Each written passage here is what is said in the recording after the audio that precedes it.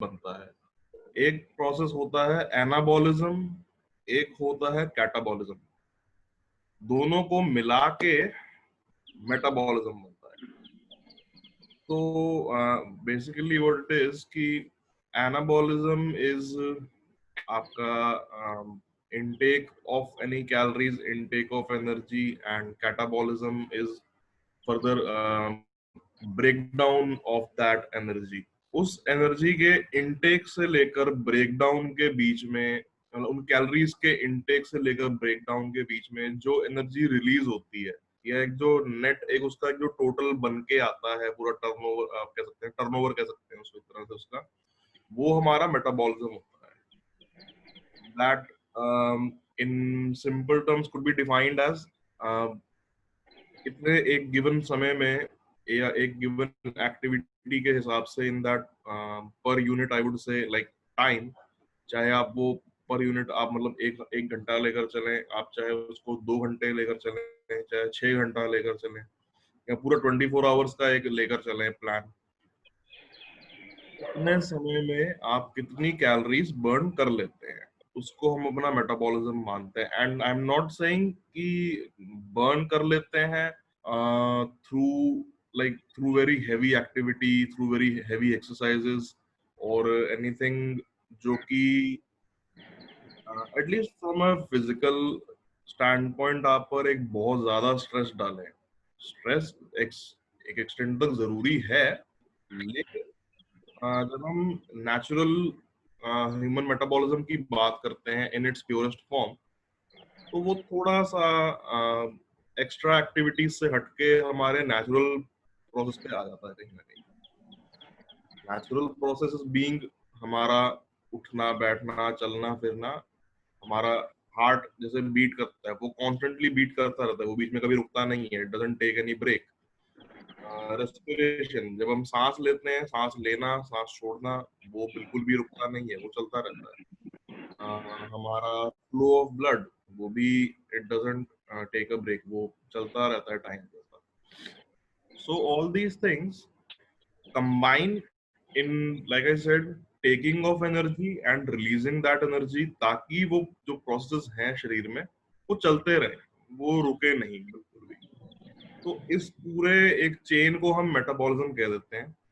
And इसका एक बहुत ही इम्पोर्टेंट रोल है, मतलब अदर देन टू इंश्योर कि हमारे बॉडीली फंक्शंस अच्छे से काम करते रहे बिना रुके, उसके अलावा on our lifestyle and on our overall wellbeing एक बहुत बड़ा इसका फैक्टर ये भी है कि आप जो कैलोरीज ले रहे हैं, आप जिस तरह का लाइफस्टाइल जी रहे हैं, उसके मुताबिक आपका metabolism up to some extent उस चीज के यूज टू हो सकता है, या उससे इन्फ्लुएंस हो सकता है। पूरी तरह से नहीं, देयर आर सर्टेन फैक्टर्स जिसमें वो ज्यादा चेंजेस नहीं भी आते हैं उसमें, but on the other hand there are cases जहां पर फर्क पड़ भी जाता है टाइम के साथ। तो इसका काफी एक, मतलब आई वुड से काफी रेलेवेंट है, especially when we study geriatrics. Geriatrics is the medical science and study of patients who are 60 and above. So जितने भी मतलब elders हैं, and elderly population में metabolism, I won't say, मतलब I won't call it an issue, वो हम उसको एक प्रॉब्लम या एक इशू की तरह ऐसे नहीं ट्रीट करते। हम जिस कहते हैं कि विद टाइम, जैसे जैसे आपकी एज बढ़ती है, मेटाबॉलिज्म थोड़ा सा डाउन हो जाता है। यूजुअली हम एक 10% का मार्जिन लेके चलते हैं अपनी तरफ से इन इन साइंटिफिक टर्म्स, कि आप इस समय अगर अपने मिडिल एज में कहीं पे होते हैं, अगर आप अपने मिड 40s में कहीं होते हैं, वहां से जैसे जैसे वो आपका मेटाबॉलिज्म रेट धीरे धीरे मतलब कम होना शुरू होता है। हम मान के चलते हैं कि हर 10 साल में उसमें 10% का वो होता है, लॉस होता है, प्लस माइनस 2% होता रहता है कहीं कहीं पे। Like I said, it varies from person to person, but इतना हम मान के चलते हैं अपनी तरफ से। So if it were to drop down, अगर हम सिंपल मैथ्स लगाएं तो if it were to drop down 10% after each decade, तो 40 से अगर आप शुरू करते हैं या अगर आप 50 से भी शुरू कर लें तो 50 से लेके मतलब 60 70 80 तक आता है, तो वो जितना था उसका लाइक 30% तो कम हो ही गया अपने आप में कहीं कहीं पे.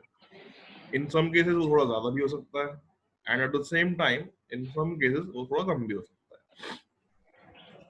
तो उसका रेलिवेंस क्या है when we talk about metabolism with respect to the fact that हमारा एज टाइम के साथ आगे बढ़ रहा है, क्योंकि बाकी सब चीजें तो ठीक है लेकिन एज कभी भी रिवर्स नहीं हो सकती. हर एक एक साल बाद उम्रें बढ़ती ही हैं, उम्रें कम नहीं होती हैं. सो उससे फर्क ये पड़ता है कि जितना आपका कैलोरी इनटेक पहले था, अब उसको आपने उतना ही मेंटेन रखा है या विद टाइम वो थोड़ा सा मतलब इनटेक कम हो गया है. That depends on the person itself. कई बार जैसे मैं एक छोटा सा एग्जांपल देता हूँ कि आप जब अपने कभी लाइक मिडिल एज में कहीं पे अपने 20s में होंगे या 30s में होंगे, कॉलेज टाइम में या मे बी आपके जब आप जॉब अपने शुरू किया था उस टाइम पे someone may have a habit of drinking. कि कई बार मतलब काफी लोग होते हैं जो कहते हैं कि हमें सोने से पहले शाम को डिनर से पहले या डिनर के बाद जैसे भी है थोड़ा एक आध ड्रिंक चाहिए होता है. अब वो ड्रिंक वो कितने समय से लेते आए हैं, वो ऐसा तो है नहीं कि उन्होंने अभी आज से ही पीना शुरू किया है. अगर वो अपने कॉलेज डेज से कभी या जब उन्होंने जॉब शुरू किया था उस टाइम से लेते आ रहे हैं, सो मे बी सम 30 40 50 लाइक एक अच्छा सा एक 30 40 50 साल का एक बड़ा एक स्ट्रेच है जिसमें वो एक उन्होंने उसको एक हैबिट बना लिया है कि डिनर से पहले या डिनर के बाद शाम को इस समय तक हमें ड्रिंक करना ही होता है, उसके बिना तो हमारा काम नहीं चलता. तो that is a part of their lifestyle जिसके अकॉर्डिंगली उनके मेटाबॉलिज्म ने भी अपने आप को ढाल लिया. एंड वही कैलोरी इनटेक जो था उस सर्टेन अमाउंट का उस टाइम तक फिक्स हो जाता है. बट विद एज जब हम इसकी बात करते हैं with respect to the fact that the person will get older as the age the years go by, अगर वो उस टाइम पे सोने से पहले 3 पैग लगा लेते थे, जरूरी नहीं है कि अब वो 90 साल की उम्र में भी 3 पैग लगा पाए. हो सकता है वो 3 के 2 पे आ जाए, हो सकता है वो 2 के 1 पे आ जाए एंड हो सकता है वो बीच में छोड़ भी दे. वो कहे कि अब मेरे को अंदर से बस ठीक नहीं लगता, I don't feel like it, and मैं उसको with time I want to quit. तो धीरे धीरे अपना अमाउंट कम करते हुए वो छोड़ भी देते हैं. That is how metabolism works.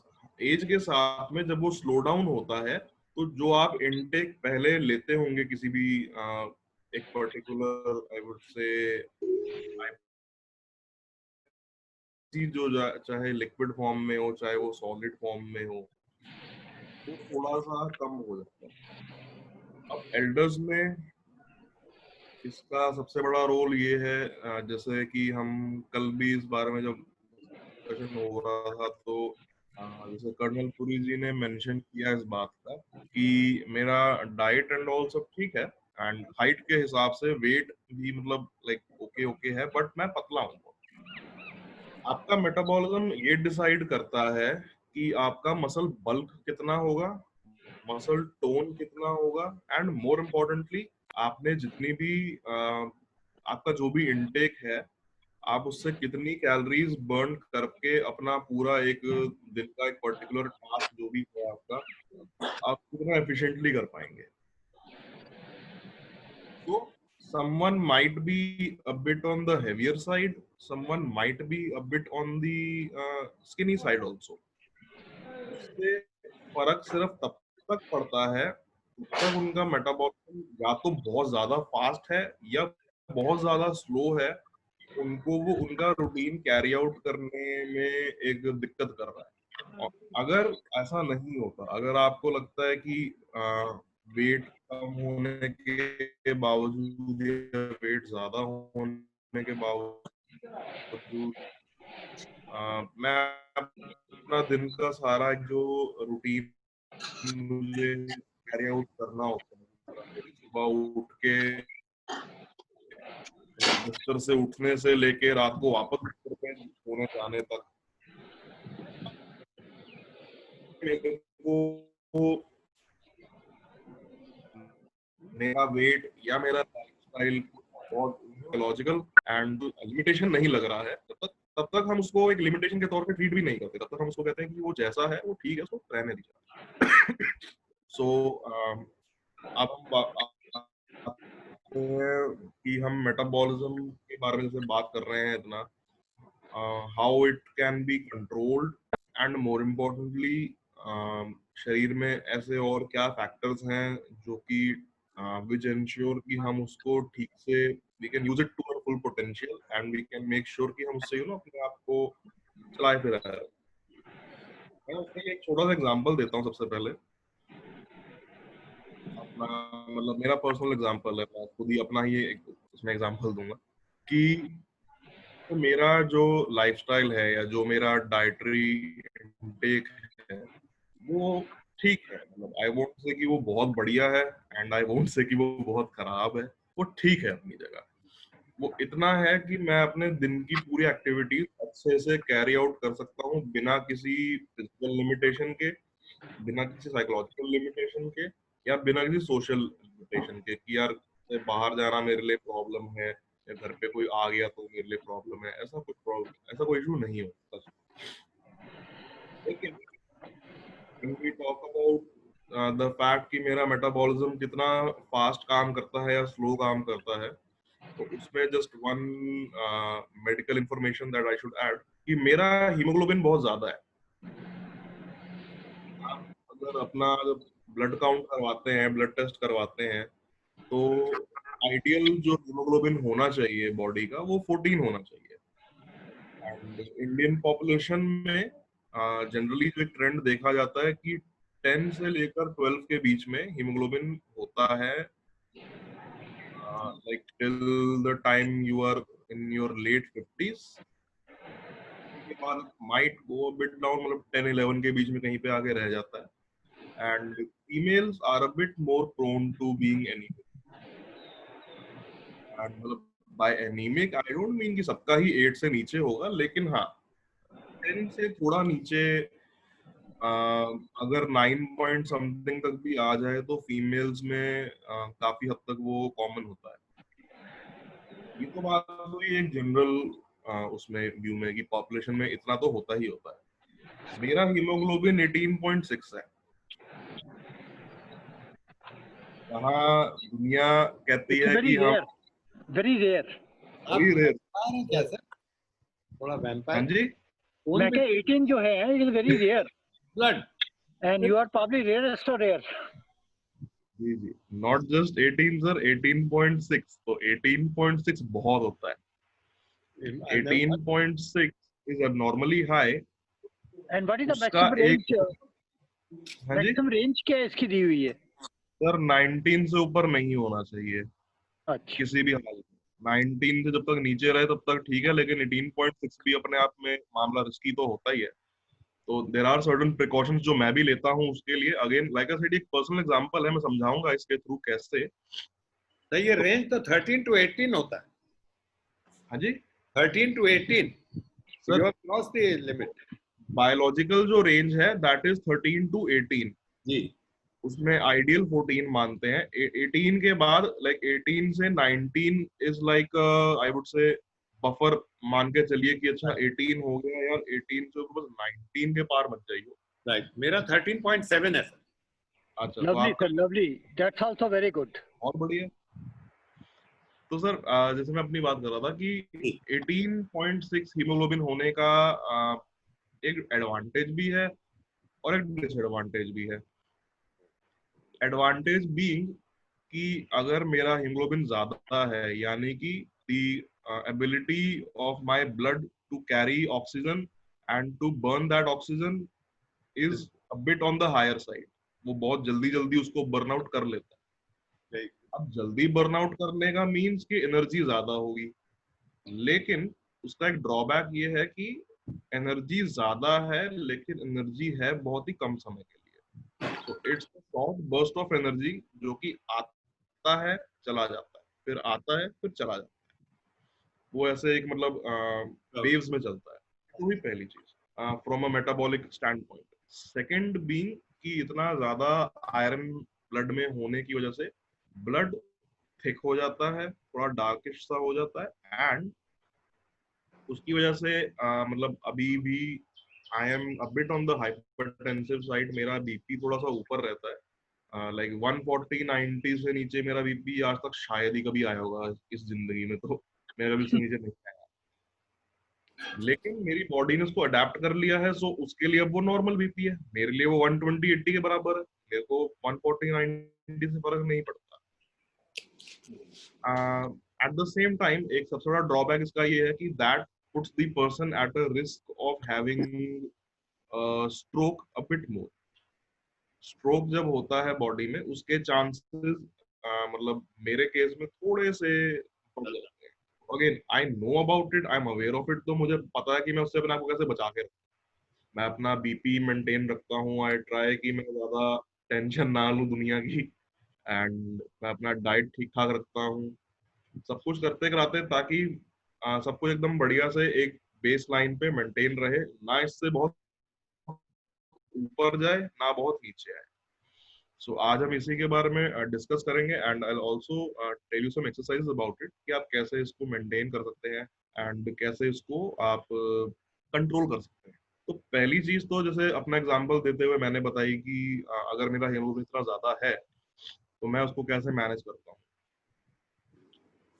अब लाइक आई सेड कि इट्स अ रेयर कंडीशन, बहुत ही मतलब ये एक जेनेटिक फैक्टर होता है, एंड स्पेशली इंडिया में, स्पेशली जो साउथ एशियन जो पॉपुलेशन वो मोस्टली एनीमिक ही होते हैं, उनमें मतलब आयरन की कमी होती है। एंड इंडिया में तो खास तौर पे जो एक जनरल एक ट्रेंड देखा जाता है कि आयरन है या कैल्शियम है या कोई भी ऐसे एसेंशियल जो न्यूट्रिएंट्स होते हैं उसकी कमी होती है लोगों में। मैं मतलब luckily I am on the opposite side of the spectrum, but हाँ जो जनरली देखा जाता है वो यही होता है। तो उसकी वजह से people might feel a bit lethargic. People might say कि सर हम कोई भी तरह की डेफिशिएंसी से पीड़ित हैं, या फिर ये कि हम अपना जो डेली रूटीन कैरी आउट करना चाहते हैं, जिस वे में करना चाहते हैं, हम वो नहीं कर पा रहे। It works on like I said on the physical side इस तरह से कि अगर एक पर्सन लेथार्जिक है, वो अपना पूरा आउटपुट नहीं दे सकता किसी एक पर्टिकुलर टास्क में, तो ऑब्वियसली वो टास्क ठीक से हो नहीं पाएगा, and that person will not feel satisfied कि यार मैंने अपने दिन के पूरे रूटीन में जो जो मैं सोच के चला था मैं शायद उसको उस तरह से फॉलो नहीं कर पाया। That resultantly leads to psychological stress also. कई बार अब सिर्फ घर पे रहना खाना पीना सब कुछ वही तो जिंदगी नहीं है, उसके बियॉन्ड भी एक लाइफ है जिसपे अगर इसका असर पड़ना शुरू हो तो a person can feel psychologically also a bit tense कि शायद एक प्रोफेशनल लेवल पे भी अप टू सम एक्सटेंट कि मेरी जॉब पे भी इसी से फर्क पड़ता है। बट खैर अभी एल्डर्स में यूजुअली क्योंकि सब अपना रिटायरमेंट एंड पोस्ट रिटायरमेंट के फेज में होते हैं, ज्यादातर जब हम एल्डर्स को एड्रेस करते हैं तो उसमें प्रोफेशनल इश्यूज का हमें ज्यादा मतलब टेंशन नहीं होती, बट एक फिजिकल बैरियर, एक फिजिकल लिमिटेशन का ध्यान रखना from a doctor's stand point बहुत जरूरी होता है। तो देर आर सर्टेन एक्सरसाइजेस जो आप कर सकते हैं इसके लिए, and like I said when we are addressing the elders and from a standpoint of a person जो अपने 60s में है या 70s में है 80s में है, आपके लिए सबसे बड़ा एक सबसे इम्पोर्टेंट जो आपको जो ध्यान रखनी चाहिए कि एक जनरल ट्रेंड देखा जाता है, मतलब उसके हिसाब से मैं बता रहा हूँ. I am not saying this कि ये सभी के साथ होता है, but mostly what you need is to jump start that metabolism का पूरा जो साइकिल है. जब आप सुबह उठते हैं, when you wake up in the morning and you get up from the bed, तो आपको अपने पूरे दिन में, अब क्योंकि अच्छे से आपकी जो भी एक्टिविटीज है, आपका जो भी रूटीन है, उसको कैरी आउट करने के लिए एनर्जी चाहिए. एंड मोर इम्पोर्टेंटली, आपको जो एनर्जी मिलती है, उस एनर्जी को ठीक से, मतलब मैक्सिमम एफिशिएंसी के साथ उसको यूटिलाइज करना भी आना चाहिए. So that will and that is what we will learn today. So सबसे पहले, जैसे हम वार्म अप करते हैं, वार्म अप भी उसी का ही एक हिस्सा है. जितनी भी एक्सरसाइज मैं आपको आज बताऊंगा, ये बहुत ज्यादा मतलब हाई इंटेंसिटी नहीं है. Like I keep the intensity on the medium side when I talk to the elders. मैं नहीं चाहता कि कहीं पे कोई भी किसी तरह का इशू आए बाद में जाके. उसको हम पहले ही साइड में कर लेते हैं कि यार कोई भी ऐसी ABC प्रॉब्लम नहीं होनी चाहिए. We keep the intensity on the medium side. And हम जो वार्म अप करते हैं सुबह उठ के, जिस तरह से भी अपना हाथों का, पैरों का, हम शुरुआत उसी से करेंगे. And then will head towards the exercise that we are supposed to do to control our metabolism and to make sure कि हम पूरे दिन में उसका एक जिसे कहते हैं 100% तो नहीं, लेकिन एटलीस्ट 99% आउटपुट ले पाए. सो सबसे पहले इसी तरह से अपनी चेयर्स पे बैठे रहेंगे. थोड़ा सा मैं पीछे हो जाता हूँ ताकि आई एम टोटली विजिबल. सीधे होके बैठेंगे अच्छे से. तरह जैसे हम स्टार्ट करते थे पहले विद दी पंपिंग एक्शन, ताकि पेरिफेरल से हमारा ब्लड हार्ट में वापस आ पाए. वो बहुत जरूरी है, क्योंकि वीनस रिटर्न हाथों से तो हो जाता है, पैरों से कई बार नहीं हो पाता. तो अपने दोनों हाथ आगे ले आइए इस तरह, ऐसे. एंड हाथों को बंद करेंगे और खोलेंगे, लेकिन थोड़ी स्पीड के साथ.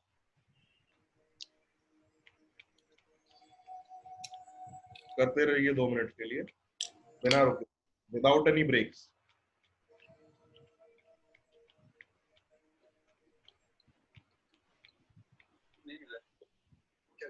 अगर आप स्पीड से करें तो यू वुड फील कि पूरा आर्म में कुछ टेंशन बिल्डअप हो रही है.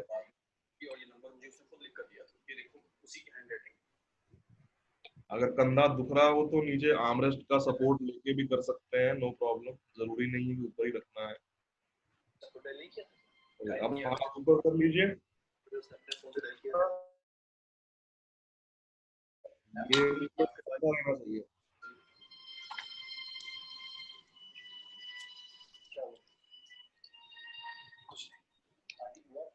एंड नीचे रिलैक्स. हाथ नीचे ले आइए. Very good.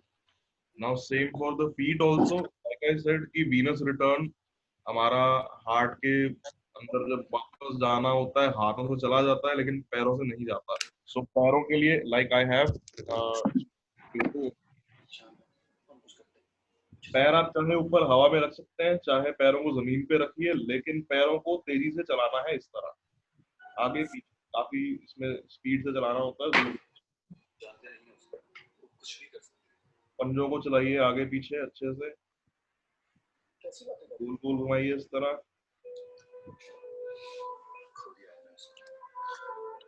उंगलियों को चलाइए. आपके पेरिफेरल्स में जितना भी ब्लड जमा होता है उसका मैक्सिमम, ताकि आपके हार्ट तक वापस जा पाए.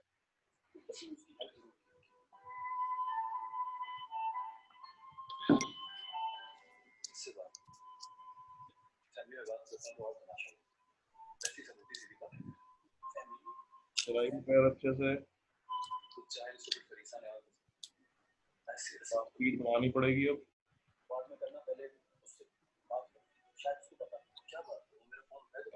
एंड एक स्ट्रेच करेंगे पीछे की ओर अच्छे से इस तरह. लास्ट हम स्ट्रेच करते हैं अच्छे से, पैरों को उठाते हैं ऊपर एंड देन रिलैक्स, नीचे ले आते हैं.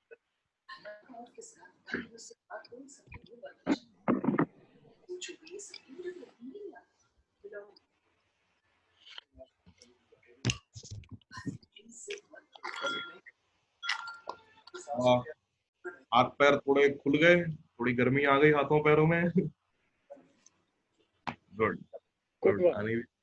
सो यही लाइक आई सेड, यही तरीका होता है उनको एक जंप स्टार्ट देने का। आप जब भी कोई एक्सरसाइज शुरू करते हैं, आप जब एक वार्म अप शुरू करते हैं एंड या आप दिन का अपना पूरा रूटीन शुरू करते हैं, उसका पर्पस यही है इस पूरे वार्म अप का, ये पूरे एक्सरसाइज का, कि अपने मेटाबॉलिज्म को हम सुबह उठते ही एक जंप स्टार्ट दें, एक धक्का लगाएं, ऐसा कि वो पूरा दिन चलता रहे अच्छे से और उसमें कोई ऑब्स्टिकल।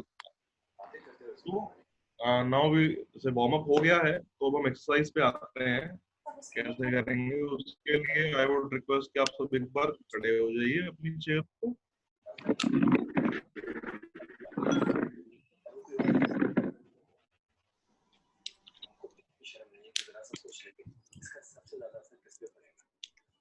तो पेरिफेरल्स को लाइक आई सेड मूव करते हुए ब्लड वापस चले आए। अब हम आते हैं एक्टिव मूवमेंट्स पे। So we'll start with the hands. आप हाथों को चाहे साइड में ऐसे रखिए, प्रेफरेबली इस तरह से रखिएगा। what we'll now do is elbows को bend करेंगे and then सीधा करेंगे, लेकिन थोड़ी स्पीड। आप चाहे हाथों में वेट्स रख सकते हैं, तो रखना चाहे तो तरीके से। Weight should not be more than 200 और समथिंग ग्राम, उससे ऊपर नहीं होना चाहिए।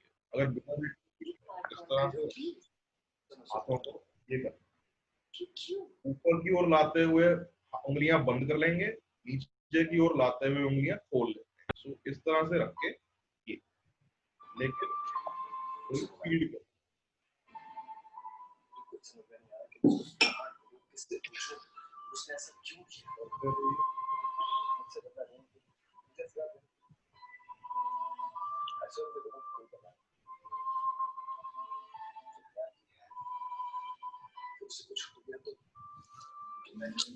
अभी तो परेशान मत हो, हम तक सोचते हैं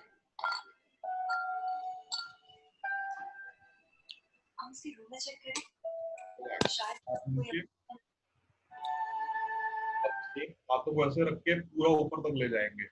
सो इस तरह से रखेंगे हाथों को एंड ऊपर वापस एंड नीचे।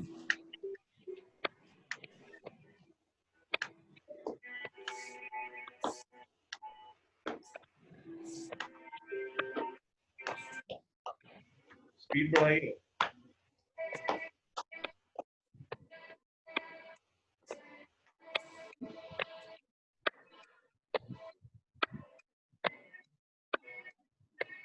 ओके एंड हाथ नीचे कर लीजिए एंड नाउ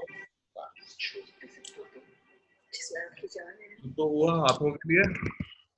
क्या कहा था आपने? एक एक्सरसाइज और है हाथों की जो हमने पहले भी करी, तो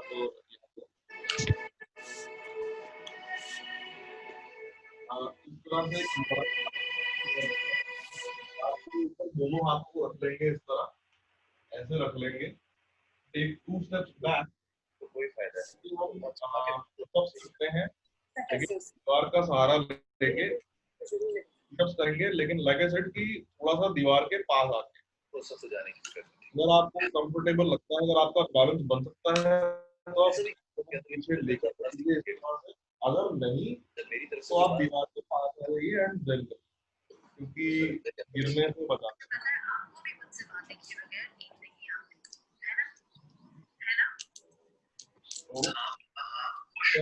तो हाथों को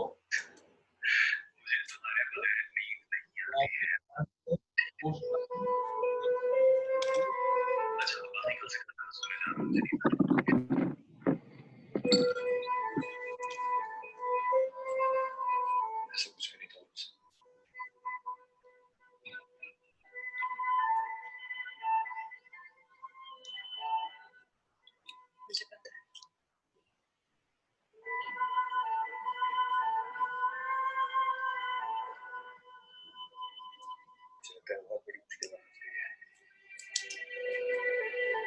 बहुत बड़ी मुश्किल है। परेशान रहो, सब ठीक होगा।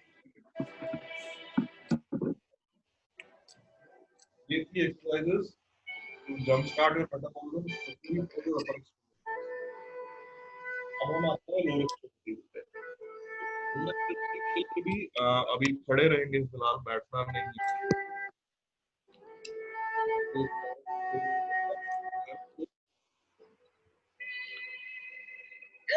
तो उठाना, फिर वापस लाना।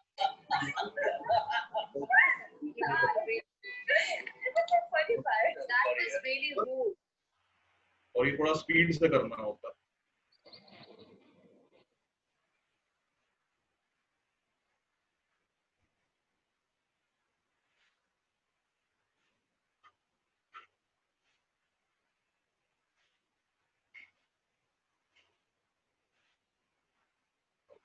दोबारा अब थोड़ा सा पैरों को खोल सकते हैं।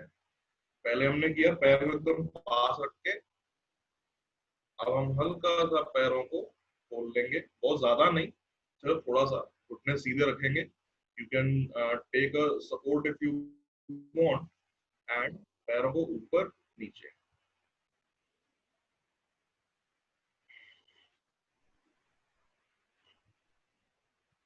ओके, वापस रिलैक्स।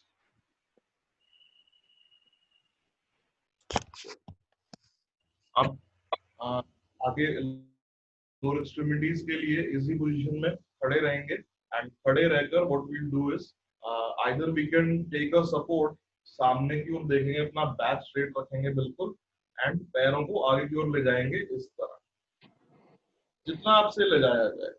जरूरी नहीं है कि सब पैर अपना पूरा ऊपर ऐसे उठा ले।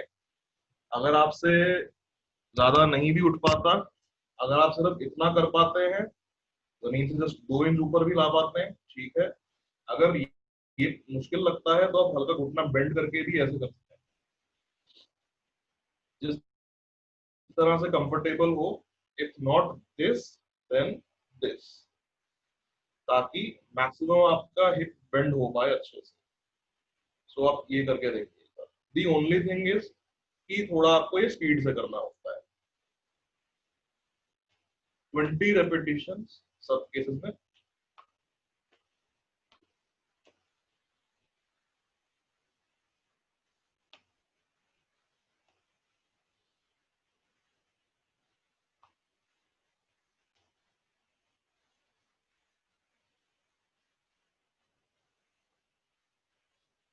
ओके, पैर नीचे, रिलैक्स। बैठ सकते हैं वापस चेयर पे।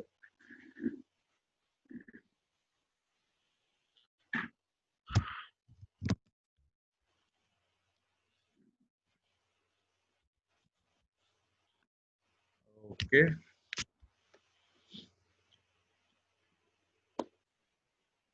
अगर कोई थक गया तो बता दीजिए, हाथ खड़े कर सकते हैं अगर थक गए तो। चलिए, अच्छा लग रहा है आपकी एक्सरसाइज। ये तो था सर अभी प्रैक्टिकल कि कैसे हम ये एक्सरसाइज करेंगे। इसमें अब जस्ट एक दो चीजें जो बतानी बहुत जरूरी है when we talk about metabolism, कि हम कैसे कंट्रोल करते हैं उसको। क्योंकि जैसे ये तो हुआ आज का जो पूरा रिजीम था, to like I said to jump start that whole process, कि सुबह उठे एंड अपना पूरा दिन का रूटीन कैरी आउट करने के लिए अब हमें पता है कि मुझे एक धक्का दे दिया ऐसा कि भाई अब तो तुम्हें चलना ही पड़ेगा, अब तो तुम्हें ये सारा काम करना ही पड़ेगा, तुम मानो या ना मानो। लेकिन eight the same time like I said कि उसको कंट्रोल करना भी बहुत जरूरी है। कंट्रोल करने के लिए इसमें देयर आर सर्टेन थिंग्स जो आपको ध्यान रखनी पड़ती हैं। सबसे पहली चीज, आप चाहे तो कहीं पे ये नोट डाउन कर सकते हैं, आप चाहे तो इसको अपना मतलब याद रखिएगा अच्छे से, जस्ट टू मेक श्योर कि ये it stage in your memory. Her exercise का 20 रेपिटेशन, 20 से ज्यादा अभी हम फिलहाल नहीं करेंगे। We can keep them at 20 only.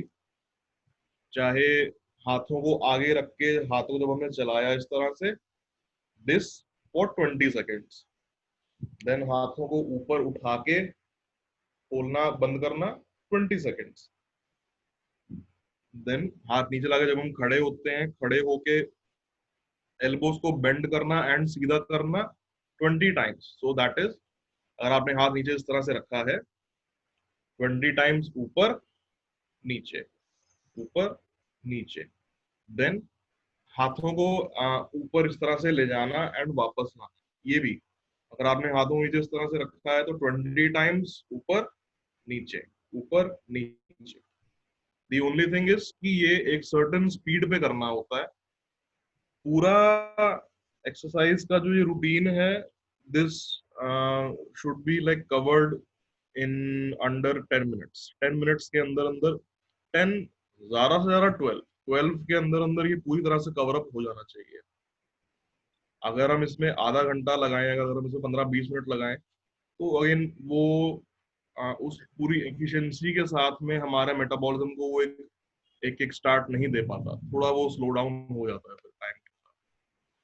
Then likewise जो हमने पुशअप्स किए दीवार के ऊपर रख के अपने पूरे वेट को, आप ट्राई करें कि हाथों के ऊपर सारा वेट ना डालें अपना. अगर आप पैरों को अपने शरीर थोड़े पास रखते हैं एंड यू मेक श्योर कि आपके पैर दीवार से बहुत दूर नहीं है पीछे की तरफ, तो आपका सारा बॉडी वेट आपके शोल्डर्स पे नहीं आता. क्योंकि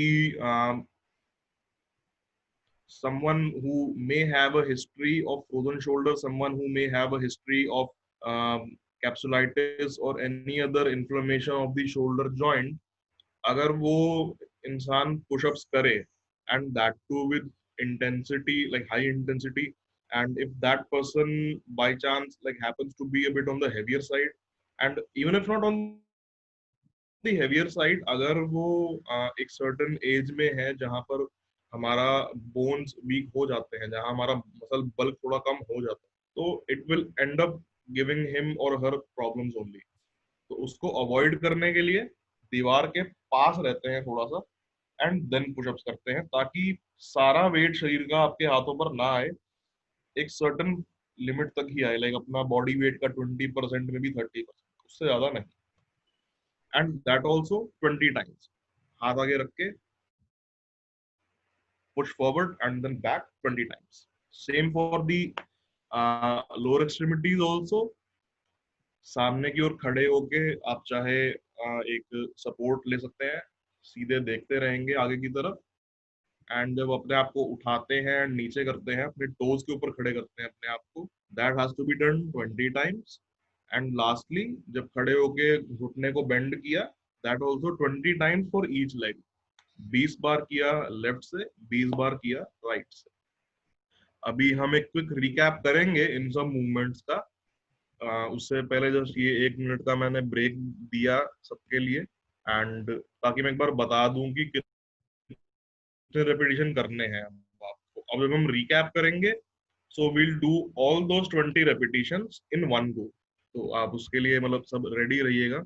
अगर थक गए हैं तो ऑलरेडी तो आप बता सकते हैं. ज्यादा हो जाएगा if we do it again. ज्यादा हो जाएगा, चलिए ट्राई कर लेंगे. अच्छा, ओके.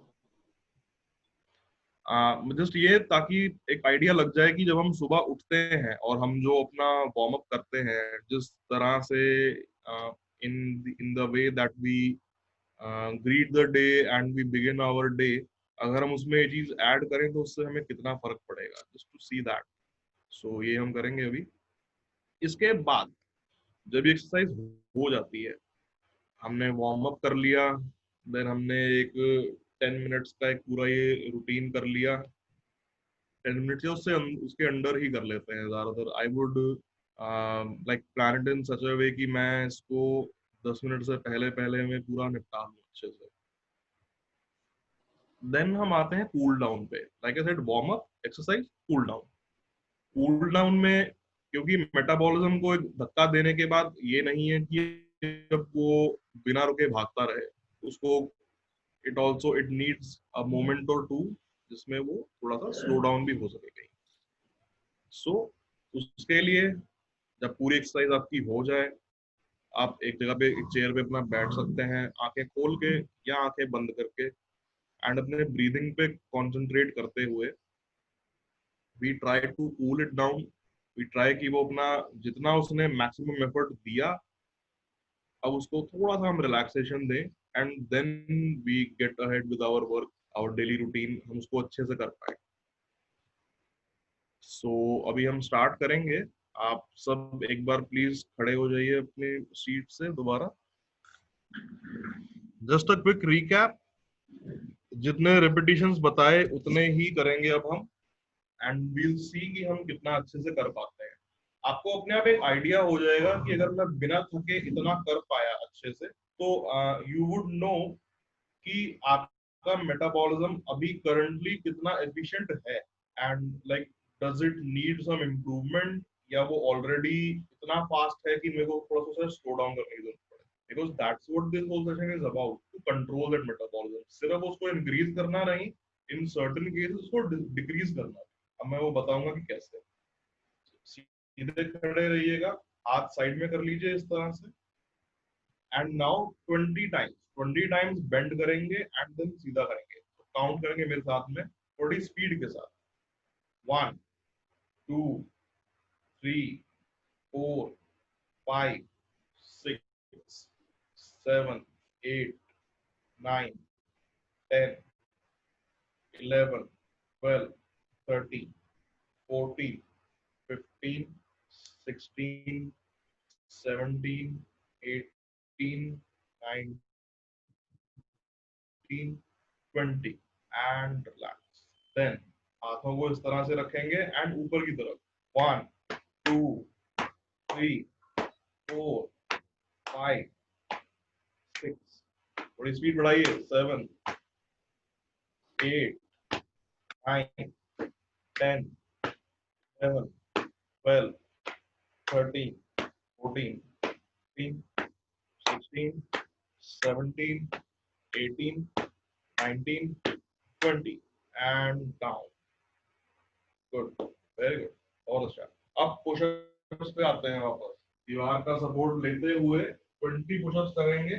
थोड़ा दीवार के पास आ जाइएगा, ज्यादा दूर मत रहिएगा, एंड हाथों को इस तरह से रख के, हाथों को जितना दूर रखें उतना अच्छा है, जितना पास लाएंगे उतनी मुश्किल होगी पुशअप करने में। सो थोड़ा दूर रखेंगे हाथों को, and 1 2 3 4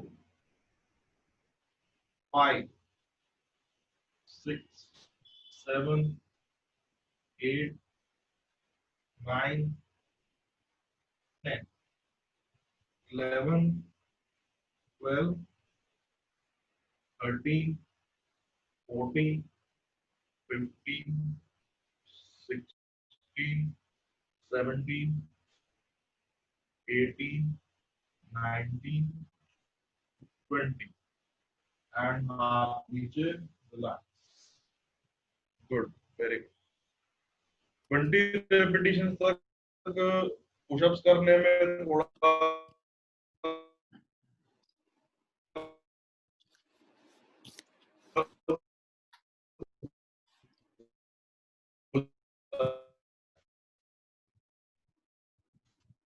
and if someone has a history of like आप इसमें चेंज कर सकते हैं कि पेन्स और कैप्सुलाइटिस पुशअप्स की। बाकी एक्सरसाइज सारे 20-20 ही करेंगे। सिर्फ पुशअप्स आप थोड़े कम करते हैं, अप टू 10 रेपिटेशंस। ओके, अब दोनों पैरों को थोड़ा पास पास लाके will try standing on our toes, चाहे सपोर्ट लेके, चाहे हाथों को पीछे रख के, या ऊपर यहाँ रख के कमर पे इस तरह से। एंड 1 2 3 4 5 6 7 8 9 10 11 12 13 14 15 16 17 18 19 20। देन थोड़ा सा पैरों को खोल लेंगे और फिर हल्का सा गैप लाएंगे उनमें, एंड दोबारा अपने टोज के 1 2 3 4 5 6 7 8 9 10 11 12 13 14 15 16 17 18 19 20 एंड रिलैक्स नीचे।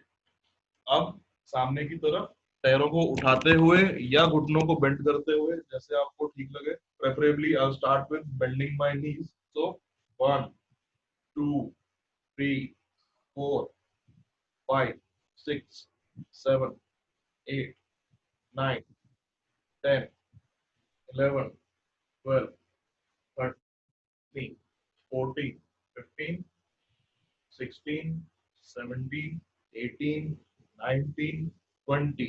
ये हुआ 10 टाइम्स दोनों पैरों से। 20 और 1 2 3 4 5 6 7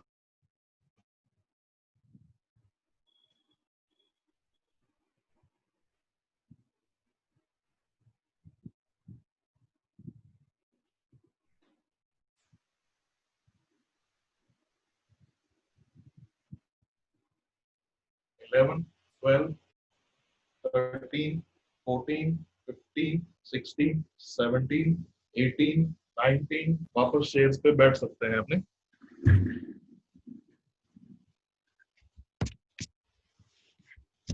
वापस शेयर्स पे बैठ जाइए आराम से।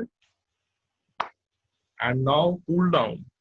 सामने की ओर देखेंगे, सीधे बैठेंगे। आप चाहें तो आंखें बंद कर लीजिए, चाहे आंखें खुली रखिए। सिर्फ अपने ब्रीदिंग पे ध्यान दीजिएगा। सांस अंदर लेने में लगता है 3 सेकंड, तो सांस छोड़ने में लगना चाहिए 6 सेकंड। 1:2 का रेशियो। इनहेल कीजिए एंड एक्सहेल।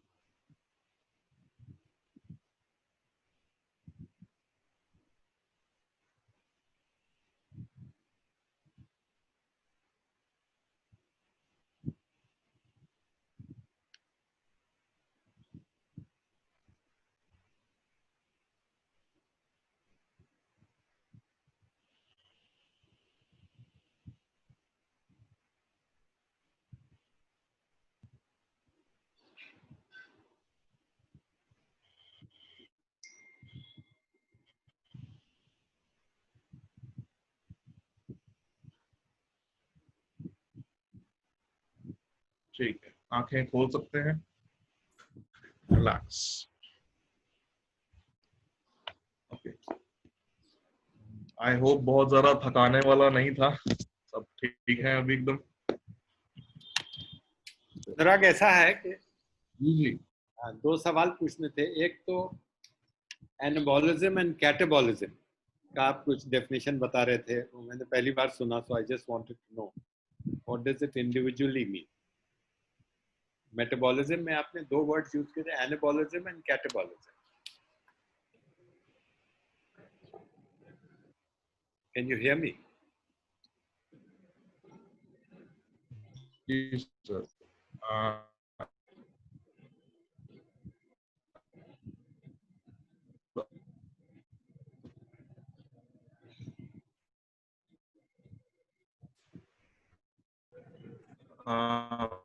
ओके, आवाज अब आवाज आ गई, लेकिन अब चेहरा नहीं दिख रहा, वीडियो नहीं।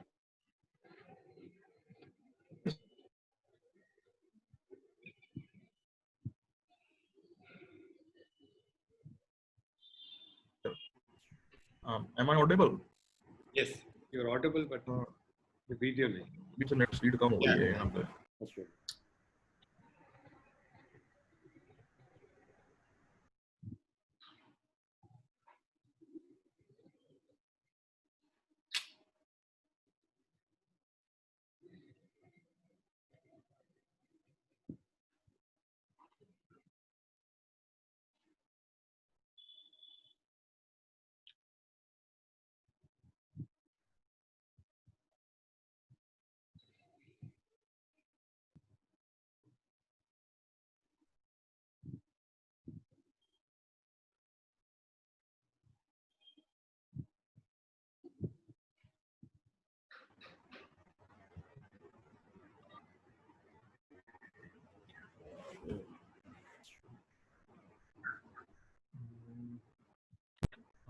वीडियो आ रहा है अभी ठीक से? अब आ रहा है। अभी ठीक है। जी जी।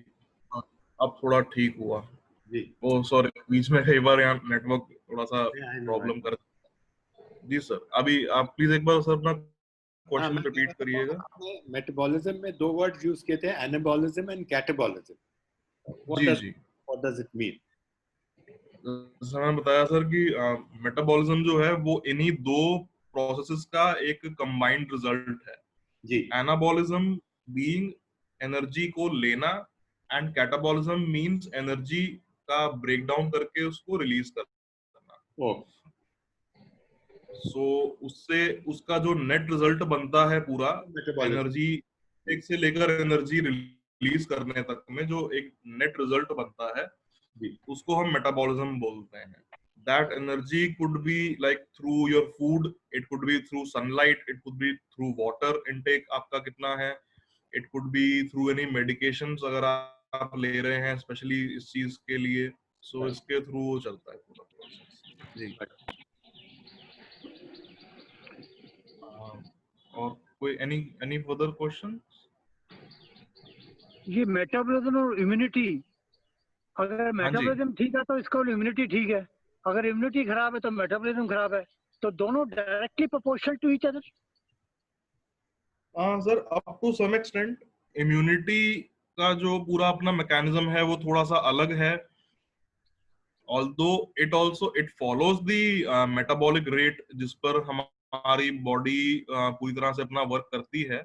अगर आपका मेटाबॉलिज्म स्लो है तो नेचुरली इम्यूनिटी थोड़ी सी कमजोर हो जाती है टाइम के साथ, स्पेशली जैसे जैसे एज बढ़ती है वो और कम हो जाती है। लेकिन the actual mechanism that through which the immunity works, उसका एफिशिएंसी कैन गो डाउन, लेकिन I would say the ability to fight diseases वो शायद उतनी कॉम्प्रोमाइज ना भी हो। उसका It's 9 o'clock. पीरियड थोड़ा स्लो डाउन हो सकता है, लेकिन ये नहीं कि वो एकदम बेकार हो जाएगी।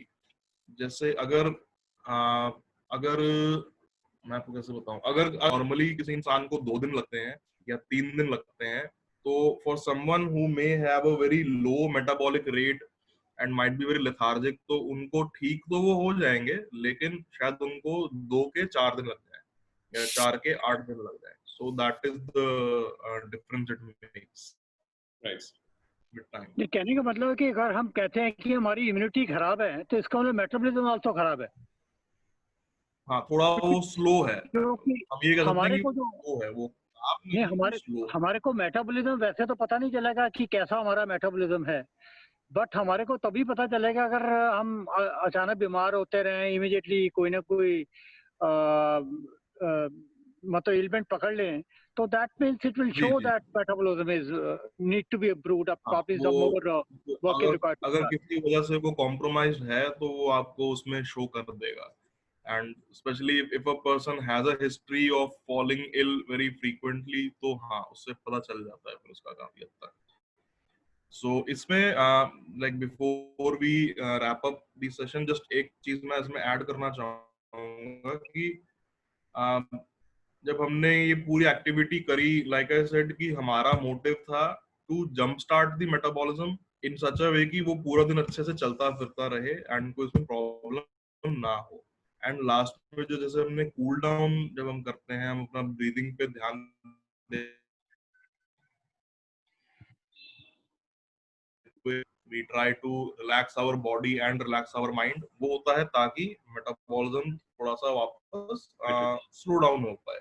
एक सर्ट एक लाइक एक एकदम ऑप्टिमम जो ध्यान रखने की बहुत जरूरत है इन सर्टेन मेडिकल और फिजियोलॉजिकल कंडीशंस। सबसे पहला, if a person has history of hypertension, उनका मतलब किसी भी कारण से अगर किसी का भी बीपी बहुत जल्दी शूट अप कर जाता है, तो ये एक्सरसाइजेस करते समय ध्यान रखिए कि आप एक टेबल या चेयर का सपोर्ट लेते हुए करें, ताकि अगर जंप किया बीपी तो चक्कर ना आए अचानक से और कोई मतलब गिरने की टेंडेंसी ना रहे, पहली चीज। दूसरी चीज, अगर बीपी कर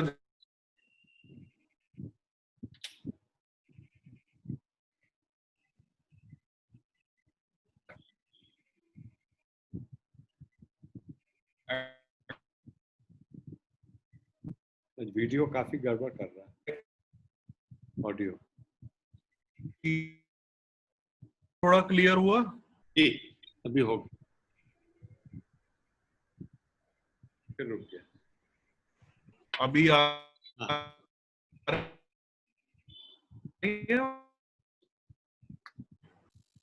हॉटस्पॉट के तो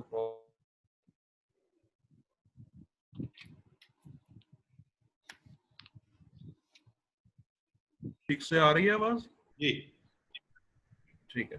सो अच्छा, लास्ट में आई थिंक वो शायद नेटवर्क की थोड़ा स्किप हो गया। तो जस्ट एक चीज जैसे मैंने बतानी थी कि अगर हमारा बीपी किसी कारण से शूट अप करता है बहुत ज्यादा, तो रेपिटेशन आप कम कर सकते हैं उस टाइम पे।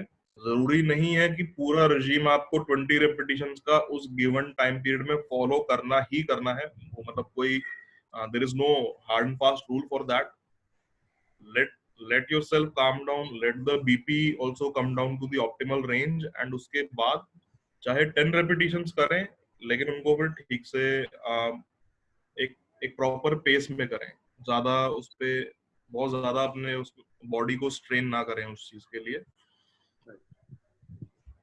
तीसरी चीज कि in certain conditions, like I said, जब हम पुशअप्स करते हैं वॉल के against, not everyone may be able to do that, क्योंकि if someone has a history of frozen shoulder or capsulitis or maybe even a dislocation कभी जो पहले हुआ हो, तो वो उनको एग्रेवेट कर सकता है प्रॉब्लम को अगर ज्यादा इंटेंसिटी के साथ किया। तो लाइक आई सेड कि दीवार के पास खड़े रहकर करिए सारी एक्सरसाइज। पुशअप्स जब करें, दीवार से ज्यादा गैप ना बना के रखें, थोड़ा पास आगे करें एंड पूरा अपना वेट ना डालें, थोड़ा सा ही वेट डालें एंड देन वापस आ जाए। Most importantly, if someone has a history of cardiac issues, अगर hypertensive है तो it is most likely कि उसका connection आपके heart से होता है कहीं ना कहीं पे।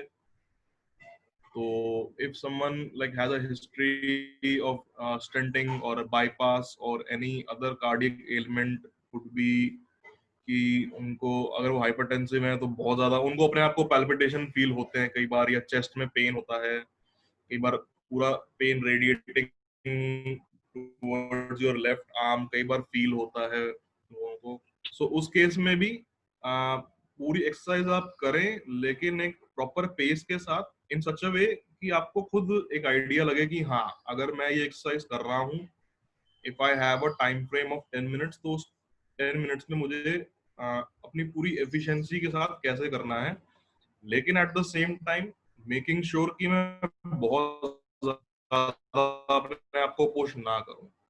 And like I said, if we want to bring that metabolic rate down, हमें अपने आप को कूल डाउन करना है, तो शांति से बैठ के आंखें बंद करके अपने ब्रीदिंग पे ध्यान देना चाहिए। ब्रीदिंग, इनहेल करना, एक्सहेल करना is a ratio of 1:2। 3 second लगता है इनहेल करने में, तो 6 सेकंड लगना चाहिए एक्सहेल करने में। देन वापस 3 second inhale and 6 second exhale करने में। उसका मतलब उस पर ध्यान देना बहुत जरूरी होता है। सो ये 3-4 बातें थी जिसका ध्यान रखना चाहिए। And if anyone has any questions, आप प्लीज पूछ सकते हैं। जी प्लीज मैम पूछिए। जो इनहेल करते हैं मुंह को बंद करके, एक्सहेल जो करते हैं तभी भी मुंह बंद करके? हाँ, प्रेफरेबली मुंह बंद करके कर सकते हैं। उसका और जो ब्रीदिंग का एक मैम जो ब्रीदिंग का एक पैटर्न है अपना अपना सबका, थोड़ा सा चेंज हो सकता है पर्सन टू पर्सन। जैसे मैं प्रेफरेबली जब करता हूँ तो मैं करता हूँ कि नाक से इनहेल किया एंड मुंह से एक्सहेल किया, लेकिन मुंह बंद रख के। सो उससे होता क्या है, अगर मुंह बंद रहेगा नेचुरली एक्सहेल फिर नाक से हो जाएगा, नाक से ही इनहेल करके वो नाक से ही बाहर चला जाता है। अब obviously that is not something जो हम पूरा दिन अपना जो रेस्पिरेशन हमारा चलता है ऑन अ सबकॉन्शियस लेवल, वो इस तरह से नहीं चलता। हम नाक से लेते हैं, हम मुंह से छोड़ते हैं। सो अगर आप उस तरह से करें, मुंह को खोल के करें तो भी ठीक है। अगर आपको लगता है कि नाक से सांस खींचकर नाक से ही छोड़ना बेटर रहता है तो आप वैसे कर सकते हैं। दोनों तरीके ठीक रहते हैं। इट डिपेंड्स कि आपको किस तरह से थोड़ा कंफर्टेबल ज्यादा लगे। Anurag, can I answer Swarna ji? जी सर, हाँ बताइए। योगा में हम लोगों को भस्त्रिका प्रणाम कहते हैं, तो वो उन्होंने कहा कि आप नाक से सांस लीजिए और नाक से ही निकालिए। मुंह से तो कभी सांस लेने नहीं चाहिए, खाली स्विमिंग के वक्त आप मुंह खोल के सांस ले सकते हैं। अदरवाइज आप नाक बंद कीजिए, और उन्होंने रेशो 1:2 कह दिया, तो बहुत अच्छा लगेगा। और फिर साष्टांग प्रणाम कर लीजिए, जो आप नीचे लेट जाती हैं, जिसे कहते हैं शव आसन, वहाँ उसमें आप ब्रीथ करते रहिए, यू फील कंप्लीटली रिलैक्स। तो योगा करेंगे बहुत अच्छा लगेगा। एंड प्रेफरेबली जब आप अपना मेडिटेशन करते हैं या फिर अगर आप ब्रीदिंग पर अपना ध्यान देते हैं तो दोनों हाथों को इस तरह से अपने पेट पे रख के करिए। आपको अपने आप ताकि फील हो कि इनहेल करते समय या एक्सहेल करते समय कितना मेरा डायफ्राम इंक्रीज हो रहा है, लंग्स कितने एक्सपैंड कर रहे हैं या नहीं कर रहे हैं। थोड़ा आपको इसका भी एक आइडिया लग जाता है उसके।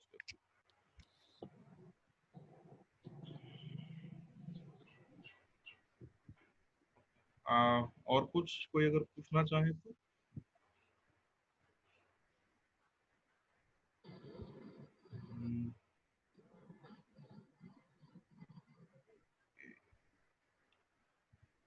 So if there are no further questions, then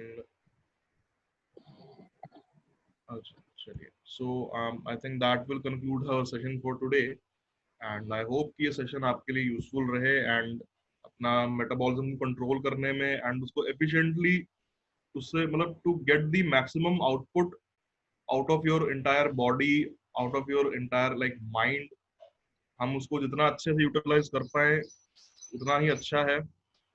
so I hope कि उसमें ये पूरा आपको एक्सरसाइजेस हेल्प करेंगी, आपको सेशन आज का उसमें हेल्प करेगा। एंड अभी जी जाते जी जाते आपको ब्रीदिंग पे मैं एक जोक सुना देता हूँ बिफोर यू कंक्लूड। ये एक लेडी कलकत्ते आई अपने डॉटर इन लॉ सन के पास। थोड़ी देर में वो देखती है कि वो लेडी अंदर से बाहर आ जाती है, सांस जो है, और फिर अंदर चली जाती है, फिर बाहर जाती है, फिर अंदर आती है। किसी ने पूछा क्या हो रहा है? कहती है मेरी डॉटर इन लॉ जो है वो कपाल भारती कर रही है, पेट अंदर सांस बाहर। जब वो पेट अंदर कहती थी उसके बाद सांस बाहर चली जाती थी। सांस बाहर सांस बाहर के चक्कर में वो खुद ही बाहर आई जा रही है। Thank you, thank you. Good, very good. चलिए सर, सो आज का सेशन यहीं पे हम कंक्लूड करेंगे and I will see you all tomorrow at 8 AM same जगह पे। So thank you so much for joining in today and please अपना घरों पे रहिए, सेफ रहिए, हेल्दी रहिए एंड आप सबसे मुलाकात होगी अब कल सुबह 8 बजे। ठीक है? What will be the topic of tomorrow? What will be the topic of tomorrow? कल का topic ma'am physio active team decide करते हैं तो दे लेट अस नो एंड शाम तक जब इनवाइट्स आपके पास आते हैं नेक्स्ट डे के सेशन के लिए उसमें मेंशन किया जाता है। सो आई थिंक वो रितु मैम आपको उसके बारे में accordingly she'll notify you for that and hopefully कल का टॉपिक अच्छा ही होगा। जी चलिए, okay, take care everyone, bye bye. Bye. Bye.